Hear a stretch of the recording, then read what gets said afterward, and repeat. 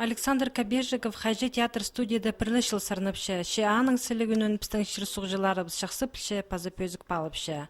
Александр Иванович пүл июль айда Молдовада хака сарынын толдырып көрік жылдардың ең қынғын іржізі тіп адылғын. Бұнады тізің ол Македония дерткін чоныр арызындағы Еврофест фестивальда аралысқан.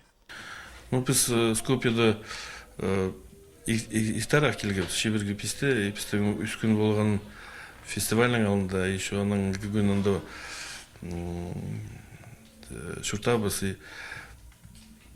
ол город шарым миллион кізі шуртап шабдыр. Саны шазық прайзын шүрсалғып көріп.